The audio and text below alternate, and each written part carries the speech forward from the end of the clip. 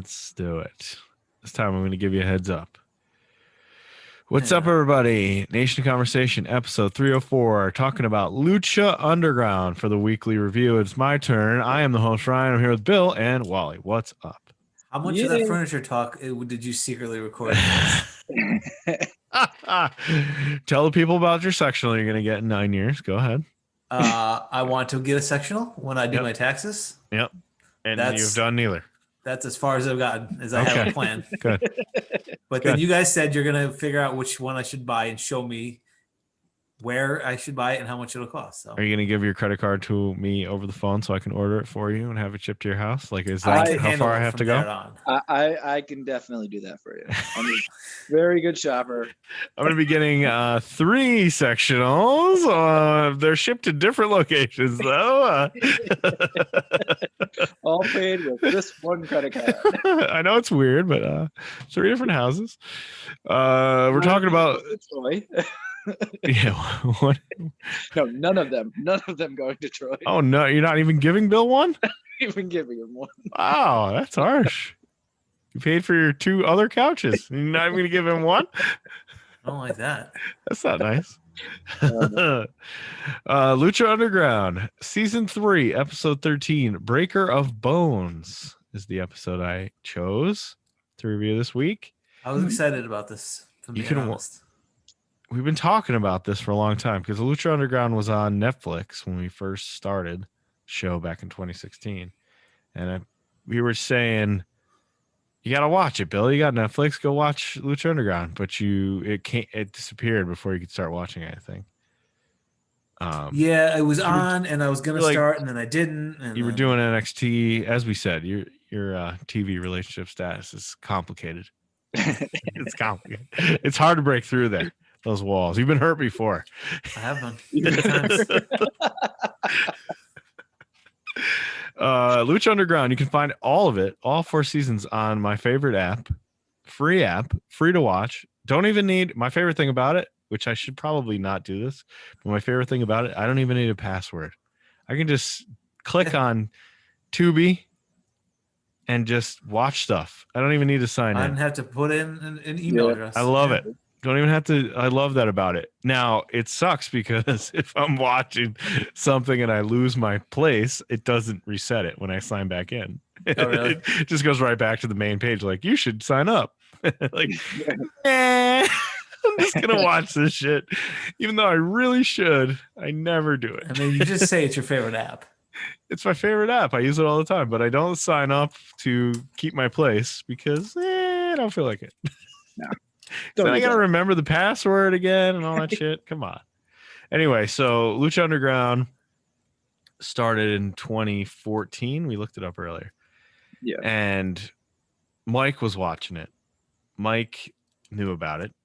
It was on the El Rey network. It was produced by Robert Rodriguez because it was his network. Famous action movie director. What kind of movies does he make?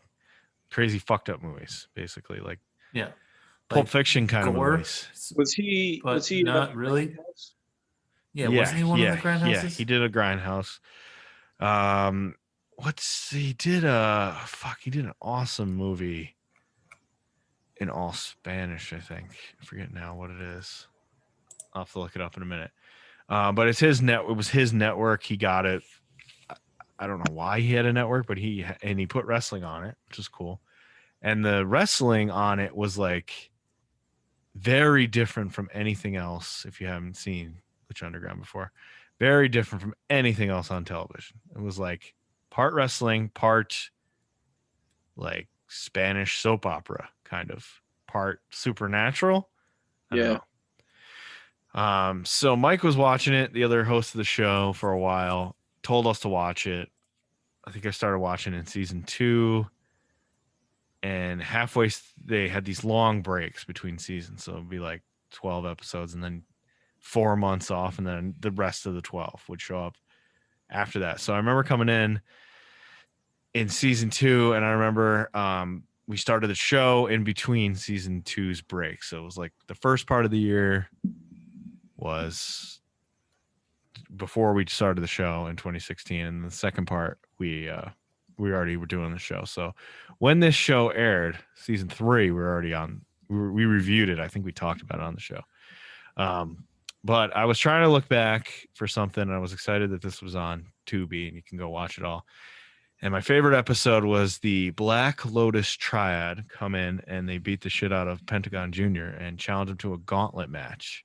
And I remember that being one of my favorites. So I remember hearing chose about it and being that. very excited about it. And You never then saw it. Never actually watching it. Yep. You didn't have the El Rey network. And I was just saying before we started, I lost the I moved and I got rid of the cable I had, so I didn't have El Rey network for the final season. I didn't see it, so I didn't really know how it ends. All I know is Jack Swagger was the last champion, I believe. Jake Hager was the last champion. So things had definitely gone off the rails. Now, I think the show is really cool. I think it's a cool concept. I think the behind the scenes vignette, like backstage stuff, is unmatched almost. It's really cool. The problem with the show is the contracts and the things that they did to the wrestlers, locking them into long-term deals where they couldn't ever work anywhere else or leave, and not putting a show on, therefore not getting paid. It's pretty shitty. So that's like, everyone remembers it for being a shitty company that fucked over wrestlers, but it was a fun show for 4 years or 3.5 years or whatever, that I really enjoyed. And I enjoyed watching it every week. And it was a quick, bite-sized, 45-ish minute episode each week. So, and they took breaks and stuff. So it wasn't like, there wasn't like a million shows to keep up with. It wasn't 52 weeks a year. No, it wasn't. So Right. You didn't have to keep up with every single thing. And I don't know. I just thought it was fun. And they had like professional actors in there. So like the guy who was the owner, Dario Cueto, was a real actor. So like he is coming in doing these scenes, but he's a real actor. So they're really good because he knows how to act instead of wrestlers pretending to act on something. So he was awesome as the owner of the, what did they, not the arena. What the fuck did they call it? The temple. Sorry. Yes. The temple is what he called it. The arena. So anyway, this is season 3, episode 13, Breaker Bones. How much Lucha Underground have you watched, Bill, or none? I had seen random episodes with you years ago. When Mike was showing it to us. Yeah. Right. And And then same with you, obviously I've Wally? seen some of these wrestlers since, but Right. A lot of famous wrestlers in there.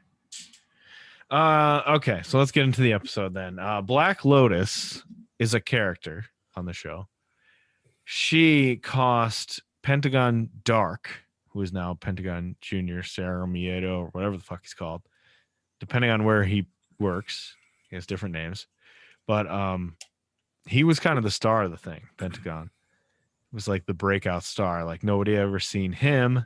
A lot of American people have never seen him, had never seen Phoenix, had never seen many other people that were on the show.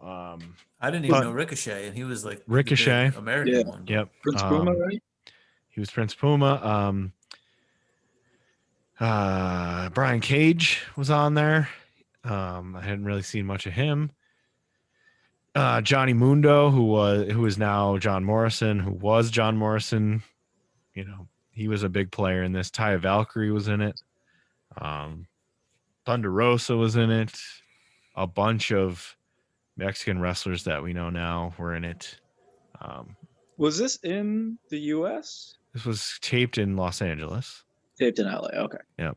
And they used a connection with, I believe it was AAA, to bring AAA people in to do this in America. So that's why it's a lot of AAA people coming in. Even Karrion Kross, I think, was in it for a while. Karrion Kross was in it. Chelsea Green was in it. So many people were in Lucha Underground. I didn't know some of those people. Yeah. Yeah, I think Karrion was in season 4. Anyway, so Black Jack Lotus, Hager was there. of course. Jake Hager. Jack Swagger.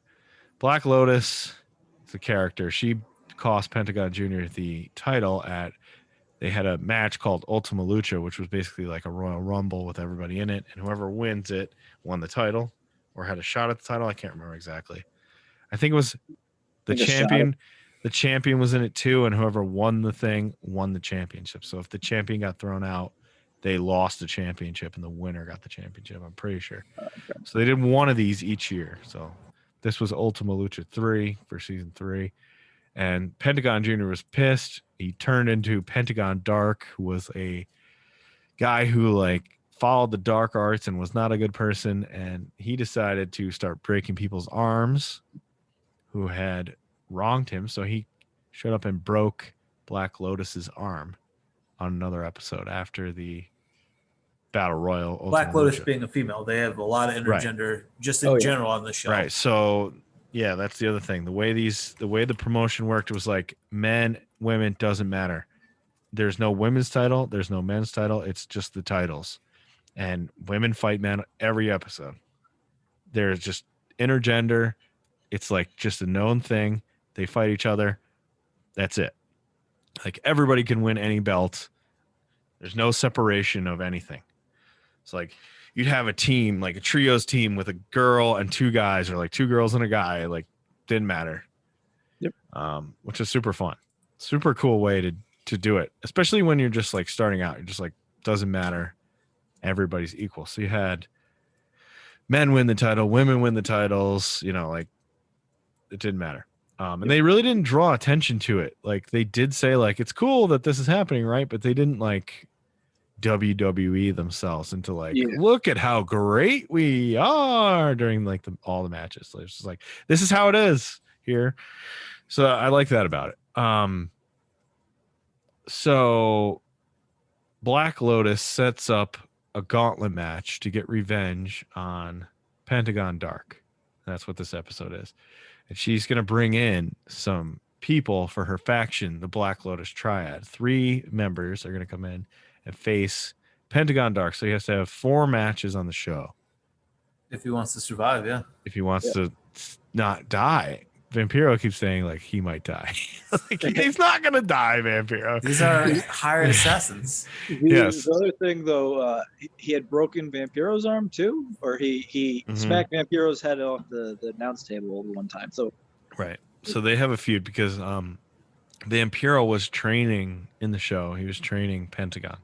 I didn't ever realize how big Vampiro is. He's a big guy, yeah. Like now he's like thicker because he's older and less athletic. Oh, he was very thick in this. But even so, like I didn't realize he was like a big dude.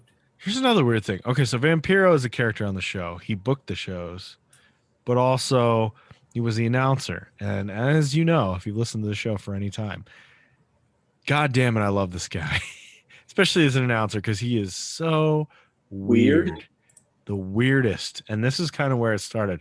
Him and Matt Stryker were on this show as the announcers, and he was so bizarre as a color man and so hilariously funny. And this is like the tip of the iceberg, I thought. But then we got the where the fuck is my music thing that happened years later, which was even better. So I love this man. Anyway, so he's the announcer, but he was also a wrestler on it. He fought Pentagon in a match. And I think you're right. I think Pentagon broke his arm and turned to the dark arts, even though Vampiro was also a part of the dark arts. Yeah, it's hard to keep track. And we see clips of that match where this is a match Mike showed us, I think, back in the day, where Vampiro got busted open, bladed. Oh yeah. Pentagon beat him and then was holding his head up with all the blood and took his hand and wiped it off and then licked the blood, Vampiro's blood off his hand. That was fucking so effing gross. So fucking gross. Yeah. He did this a bunch on the show. Pentagon Jr. licking blood. So gross. So we see flashbacks to that. And then I forgot every episode had a band in it. So yeah, I didn't know that was like that's every episode. Yeah, every episode has a band playing in like different band or? Yeah, they're all different. It's kind of fun. The Lucha House Band of the night, and then I forget who these guys were, but they're playing some kind of ska. And the word, literally, the lyrics are like lucha, lucha, lucha. They keep saying things about like the song is about wrestling, and they all have masks. It's fun. They were pretty good. I enjoyed them. Yeah. I like it. I like that little thing. Like this is like punk rock. We're in a steel concrete arena and there's a band playing, and it's just like you're kind of worried about what's going to happen, but everybody's cool, so it's fine. Yeah. That's kind of what it was like. We kick off with Vampiro and Matt Striker on commentary, and Vampiro's like a petulant child. He's like, I'm not going to talk. I know I'm paid to be talking, but I'm not going to talk. I don't feel like talking. I'm mad at Pentagon, so I'm not going to talk.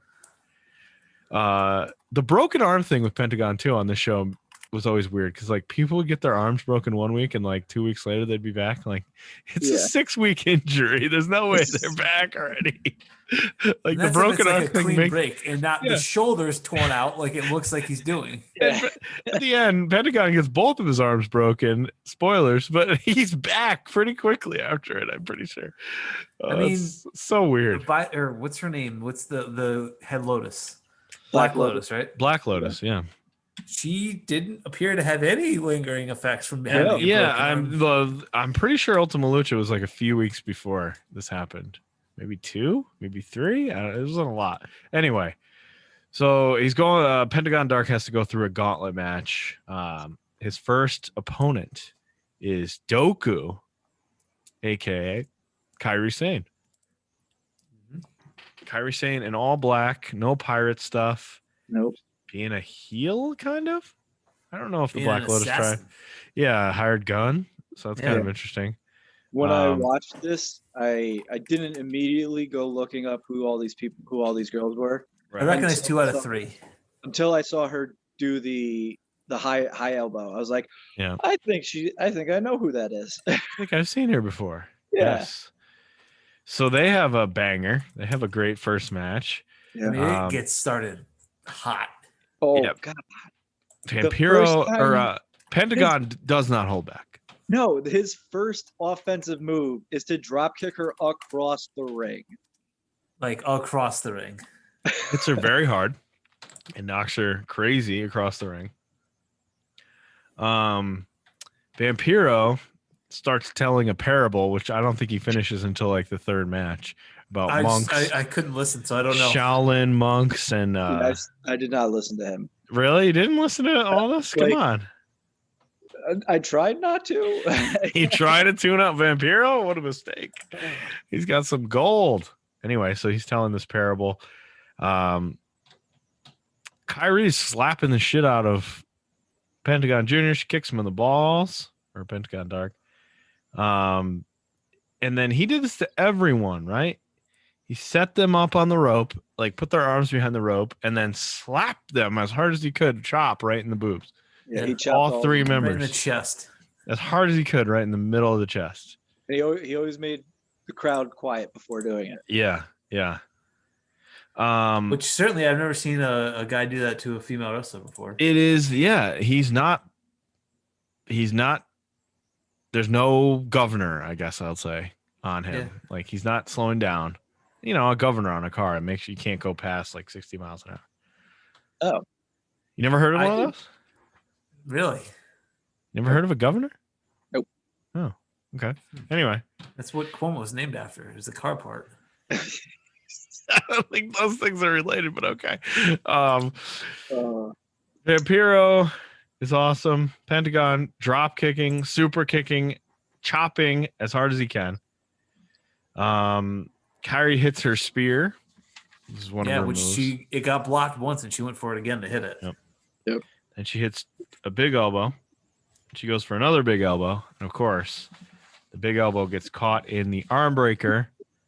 And Pentagon Dark breaks Kairi Sane, Doku's arm, and the match is over. She can't continue. So once you're unable to compete in Lucha Underground, you're done. Like the match is over. You don't have to pin somebody. Yeah, the ref just calls it. I was only disappointed that even though it was a very good elbow drop, I've seen her do better. Oh, of course. Yeah, absolutely. But it was still, and also she's got the best elbow drop in the business. We've discussed that in the show many times. She does have the best elbow drop.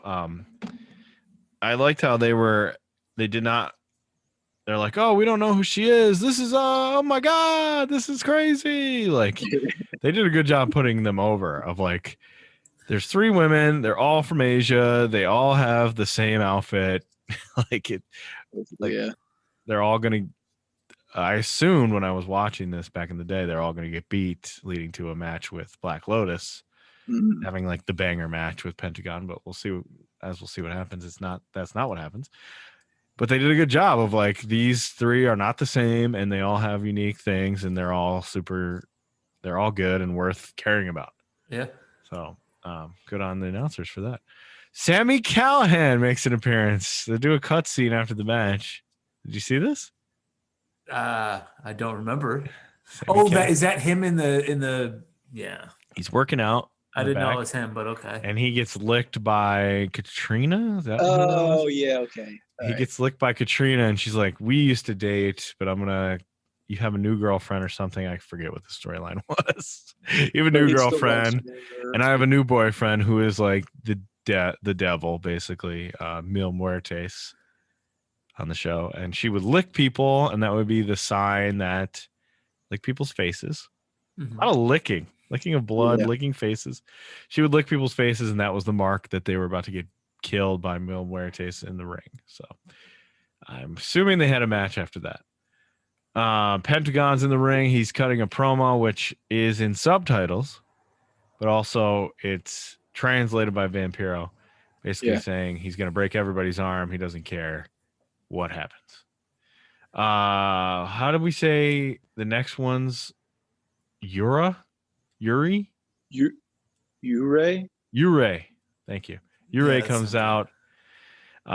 This is one of the members of the Triad I didn't recognize. Maya Iwatani, I believe her name is. Maya Iwatani, who is in Stardom. I know of her, but obviously I don't know her as well as the other two because... Yeah. I haven't seen much of her, but she is a very popular wrestler in Stardom and wrestled the dark match before Wrestle Kingdom this year. Right. The Stardom dark matches. So assuming she's a top person in that promotion. For sure she is. She's very, very good. She comes out. Lots of belts in her time. Does good lucha things at the beginning. She has some lucha. She obviously has lucha training. She can do some like those legs, the scissors into the arm drag kind of stuff. She's doing that at the beginning. She's taking it right to Pentagon Jr. She knees him, and then he catches it and grabs a Boston Crab on it, then chops her in the chest, and then hits her with a running package pile driver. That looked good. And then breaks her arm. So she's down. Her around the world DDT was pretty sweet. Yeah. Also, during this match was when I really started to hate the crowd. They were chanting, "This is awesome!" like for every little thing. It's like, okay, it's a hot crowd. But like hot. She would hit him, like kick him. "This is awesome!" Like, calm down. I'm sure there's awesome stuff coming. Let's get to what's this? Wait for the awesome. Yeah, wait for the awesome. Wait for the awesome. I don't know. I had never seen her before. I was impressed. I'm impressed by the lucha stuff. She's the one that had the big scar. Like big scar on her arm. She was pretty tall too. She was. I think was she taller than Pentagon? She was pretty close. I would say she was about his height. Yeah, probably. Yeah, we've never seen her. I'm assuming somebody wanted her at one point, but she just never came over. But she's built at 5'4", so she's not that tall. Yeah, okay. Really?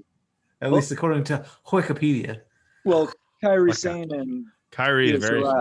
They're both very tiny. Much more tiny. Yes. Yeah. Much more than 5'4". As recently, now I know we've talked about how this isn't, the way they do it isn't based on anything. It's based on kayfabe as much as anything, but.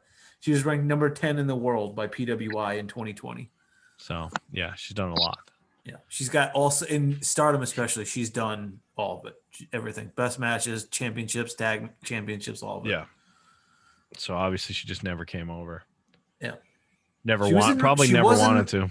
Ring of Honor, Women of Honor. Right. But I think that's it, yeah, so she gets beat. It's a little too quick, but it's a 45-minute show, so somebody has to have the quick match. Yeah. And then the third match is Io Shirai, who's named Hito Kiri. Is that right? she's coming out, like her music is playing, but we don't see her right away. And they do a video of Dario Cueto talking to Matanza, his brother, who's like a maniac, like strong Jeff Cobb, right? maniac guy who's played by Jeff Cobb but never talks. Oh Really. yeah. Yep. And the bloody question mark on the Right. So Dario keeps him in jail and like lets him out when he's supposed to go fight. Okay. And he was champion at one point. I forget. I'm assuming Rey Mysterio, who was on this show as well and was awesome on the show. Rey Mysterio kind of sucked towards the end of his WWE career the first time. Yeah. It felt like he was sucking. I don't know. He was probably just hurt, to be honest, and working too much. Disappeared, showed up on Lucha Underground a few years later, and had some awesome matches on Lucha Underground, fighting Ricochet and others. And it was like, oh shit, Rey Mysterio is actually still good. Yeah. Something must have been wrong with WWE. And then he had a nice indie run for a while. We saw him during the indie run. We right? did, didn't we? Where did we see him? He didn't face Ricochet, did he? Or did he face Ricochet? I forget now. Saw him at the baseball stadium. Oh, we did see him at the baseball Forget who he stadium. fought though. He had a match against. I think it was against one of the. I think it was against one of the murder guys who was in Ring of Honor. The guy who has the axe. Wasn't it him? Yeah, he's got a name. Yeah, that guy, the murder guy who carries an axe to the ring. Anyway, so Matanza wanted to fight Mysterio. So while he was in his cell, he punched a bloody question mark into the wall to show that he wanted to face Rey Mysterio, I guess, because he had bloody knuckles. So why the question mark? Because Mysterio's logo is the question mark, because he's Mysterio. Oh, okay. So I'm assuming that makes sense now. Setting up that match. So Jeff Cobb and Rey Mysterio having a match. All in for that. Io Shirai comes down and immediately starts her match with a shotgun dropkick moonsault off the top to the outside. And the crowd is already like, she's the best. Yeah. We love her. She's the best. We want her to win. They're cheering for her. And Vampiro starts going into now is when he starts going into Viagra Vampiro mode, where he's like, oh yeah. Super cool. I love the violence. I love violence. I gotta be honest. I know it's weird, but gets me going. That's right. Like, stop it. Yeah. put it away. Poor Striker. Like, how do you? That's what I mean. You got to give him like. And he's there for the turn my motherfucking music on thing too, because Striker's the one who's like, okay, Vamp, why don't you just get in the ring? Like, like trying to convince him to stop saying. I think there was even one point where Striker just goes, I don't know how to respond to that. Yeah. I don't know how to respond to it. The fact that you are fucking erect right now during this match. He did say something else at one point too, where he's just like, I'm not going to touch that one. The whole match. It's weird because at the beginning he's like, no, not going to talk. And he's like sort of warms up in the next match. And then by this match, he's like, I'm horny. It's me, Vampiro. I'm so horny right now. Yeah, no talk to a parable to I'm going to fuck everything that moves because I'm horny from violence. So funny. Yeah. And he moans throughout the whole match. He's like, oh, yeah. Oh, I love it. I love Vampiro so much. Io Shirai is a badass, as we know. She's out there throwing chairs in people's faces. She pulls up the mat. She slams Pentagon on the concrete floor. She starts doing the thing that I love in wrestling where someone kicks someone very like, just get away from me. Like the disrespectful, like soft kick to the head thing. I love when people do that. Daniel Bryan, I think he didn't invent it, but he did it a lot early on. She's doing that to him. He's basically been selling the entire match.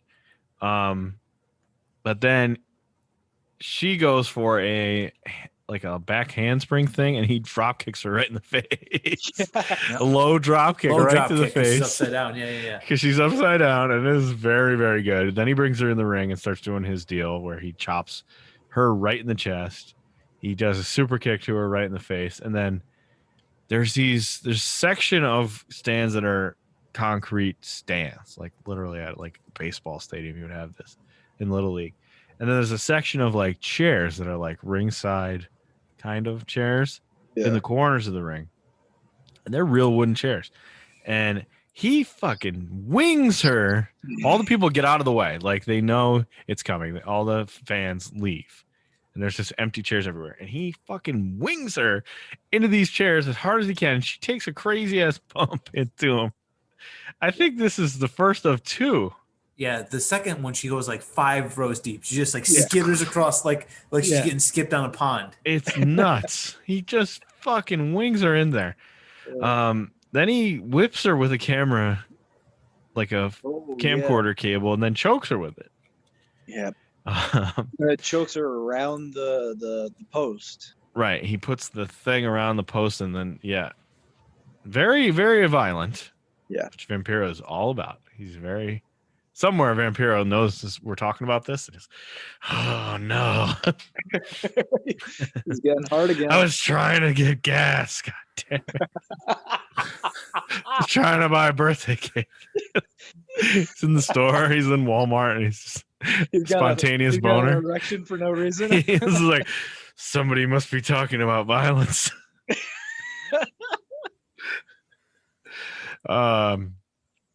The Pentagon gets a chair and he hits Eye on the butt with the chair. It's like bent over from with the cable and stuff, and he just blam, he blasts her right in the butt. And Vampiro's like, it's all like he has these powers because he worships the dark arts or practices the dark arts. Apparently he has some powers or something. I don't remember. Then we get the second insane throw into the chairs, which is the one where she like skids 5 rows back, and she's in like the back of it. That's crazy. Vampiro is moaning. Oh yeah. It's just so creepy. It sounds like a porn. It's just creepy. Pentagon set up a chair right on the outside. He just like set up a folding chair, and she drop toe holds him face first. He like runs after her, and she drop toe holds him, so he hits his face on the chair, which is the Raven. It's Raven's move. They called it somebody else too. The Archer Raven, maybe? No. I don't know. Maybe there's another one. Raven from like ECW. It was his move. Yeah. At least from what I remember. So she does this, and then she goes off screen. We don't see her. She's climbing the stands. Yeah. She climbs up on top of Dario Cueto's office, which is like a little like set piece in the corner that he would pop in and out of and be like, oh, I'm gonna make a match now, and he'd go back into his office. It was kind of a fun little gimmick. She's probably like 20, 25 feet up. I don't know. Yeah, she's very a lot high. of people have jumped off of this, but not, So at this point, season 3, no women have jumped off of it. And she does. She goes up there and everyone's freaking out because no woman has done this. And then she does like the thing you do when you jump into a cold pool, where you're like, you look at it, you know it's gonna be cold, you turn around and you like think for a moment, you turn back around, you just jump right in. That's what she does. She like looks down, like, yep, this is gonna suck. Turns around, is like, fuck it, let's go.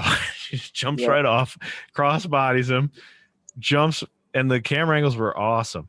The way they showed it made it look like it was 100 feet tall. It's probably like 12 feet or maybe 15. I don't think it's quite 20, but so she jumps off, cross bodies him, and it's awesome. And they use that. I think they use that forever in like commercials and stuff. The clip of her slow motion jumping off. She gets back in the ring. Pentagon goes for a package pile driver. She reverses it and then beats Pentagon Jr. So he loses, which was surprising at the time because I had never seen Irish Rai was obviously very impressed at the time. Yeah. And then he loses this match. I'm like, holy shit, he lost. I was surprised she lost. She won with this move because it What was was the cool. move? It was like a Canadian destroyer, essentially. Right. She reversed the. She The got package out power of. driver. She reversed She it got by. out of it. She Yeah. got out of it fully and then hit a Canadian destroyer. Which was cool, but for the other stuff that was going on in this match, I was surprised that that's how it ended. Yeah, but Io wins, and then, which was shocking because we know he had another match, and Black Lotus was the person that was supposed to get her revenge. Mm-hmm. So I was like, at the time, like, whoa. First of all, who the fuck is this person?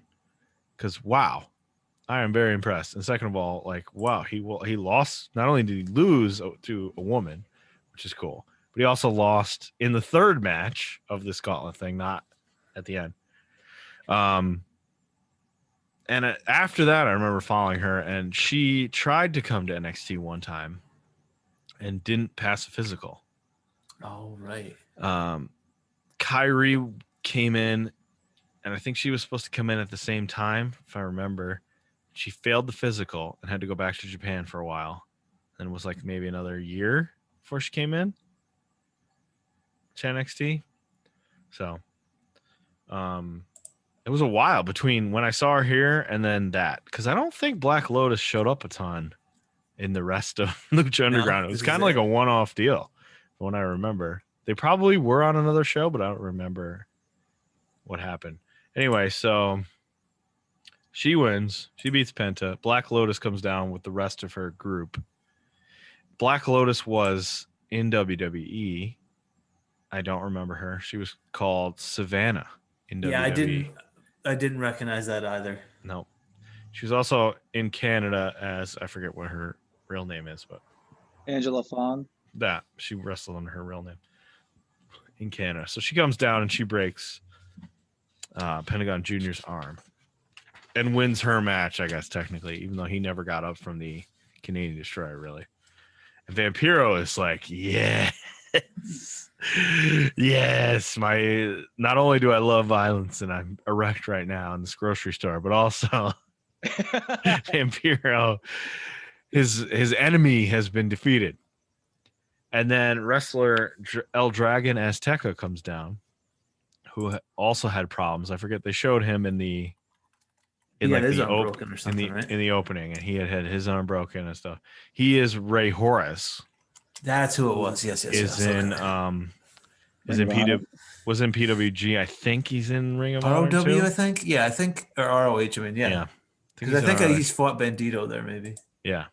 So yeah, Ray Horace, aka El Dragon Azteca, comes down and he breaks the other arm of Pentagon Dark. So now Pentagon has two broken arms. Yep. In theory. So he's out for at least a week. At least a week. The Triad leave, and then did you see the welts on Io Shirai's back? I can't say I noticed, but from those chairs, she had some crazy looking welts on her back. It just made me wish you would have like a wild match like that in NXT against, I mean, anybody. I guess her War Games thing.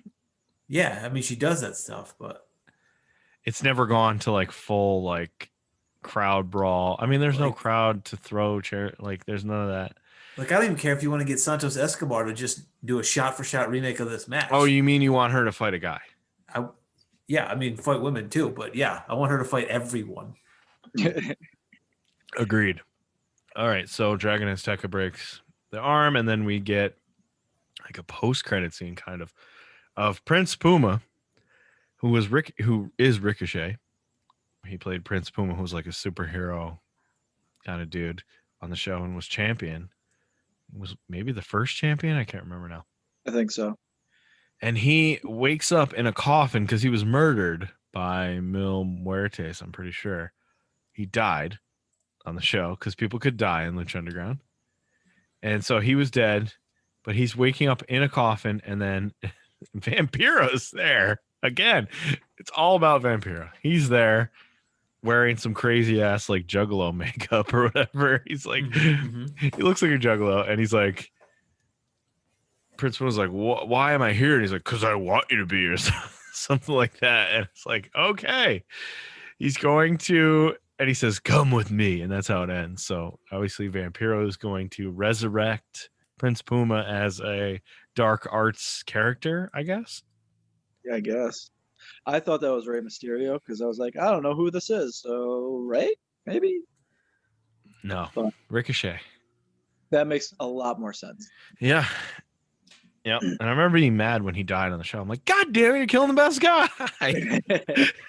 And then he came back. I'm like, all right, fine. That's when I first heard of Ricochet. I didn't know about Ricochet. I didn't either, yeah. I just remember thinking this Prince dude's pretty Puma. good. And then the next thing I know was the crazy match he had with Ospreay. That was, and Mike being like, oh, that's Prince Puma. Like, oh, shit. Yeah. I guess that's right, because he has the same tattoos. That's weird. And that was it. That's Lucha Underground. Season 3, episode 13, Break Your Bones. Go watch Lucha Underground. It's a good This show. was fun, yeah. Really good show, actually. It's Surprising. fun, right? It's a lot of fun. It's got some fun stuff in there. For being wrestling, yeah, it's a fun show. There's some shit. Yeah, this is probably up your alley more so, Wally, because like, here's some weird backstory stuff, but also like these matches are going right to the best shit. It's not like we go into like wrestle. It's like we're going into the third half of every match is like the third gear of every match. Like, this is the end of the match basically in WWE. A lot of athletic shit. I love that stuff. Super athletic. Everybody on the roster is like insanely athletic. Yeah. It was a great show. Unfortunately, it is no longer. It's gone. But something to strive to. Maybe someday we can see something cool like this again. They were put in lawsuits by the wrestlers to try to get out of their contracts and stuff. So not good. Not great. Not a great ending. But King Cuerno, who is Santos Escobar on NXT, he was on Lucha Underground. He's one of the main guys who sued them. Ivelisse, a few others sued them. Mostly King Cuerno, who is our guy there. So, yeah. Weird. What a weird story. Cool show. Weird story. You can find it on Tubi.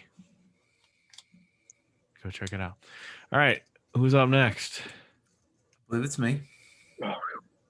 Right? Didn't Wally just make us watch something? Oh, yeah. I just made us watch Moana. Yeah. All right. So I'm going to do something I didn't anticipate doing at all this year. And I'm going to have us watch wrestling for next week. Whoa. What? I had a lot of fun watching this. So I thought we're going to watch more. I looked up what are the best matches, which obviously is a subjective thing. But I went with our Uncle Dave and his ratings. Okay. There were 3 matches that he rated as 4.5. Wow. And each one is about 22 minutes long. So I thought that worked out pretty well. Yeah. Okay. That works. So we'll be watching 3 episodes. We'll be watching season 1, episode 19, Grave Consequences.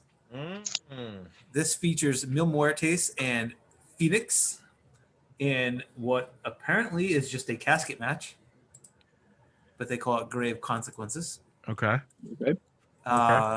Season 1, episode 19. Then we go to season 2, episode 14. The name of the episode is Cage in a Cage. Oh, but it has nothing to do with Brian Cage. What?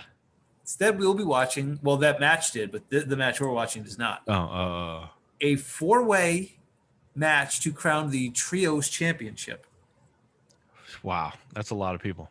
Yeah. So there's 12 people, and they have 22 minutes to get their stuff in. Wow.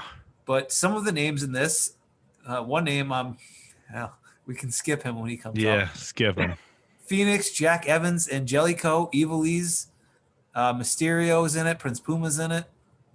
Wow. PJ Black, another old NXT person. Yep. Son of Havoc. So there's a lot of people in here. That's Matt Cross, Son of Havoc. Yep. And then the third and final match we'll be watching is also from season 2, episode 26, the final episode, Ultima Lucha Dos Part 3.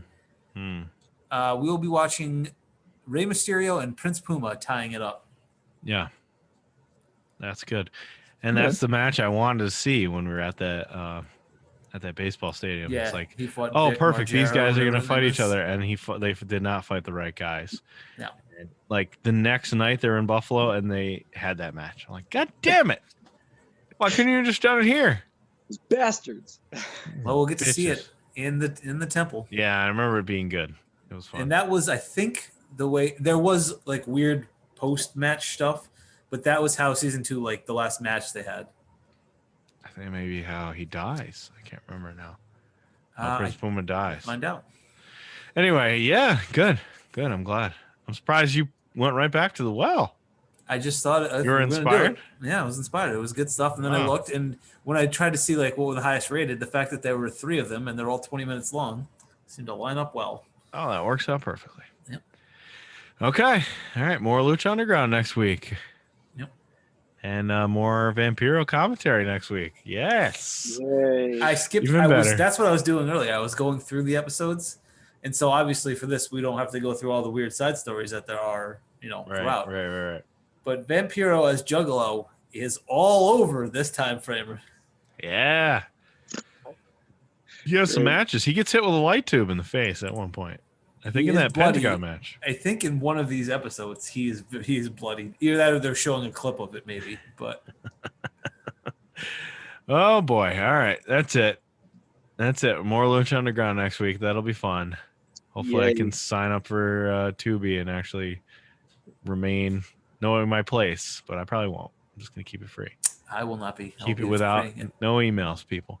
Nope. All right. That's it. Lucha Underground. Peace out. See ya.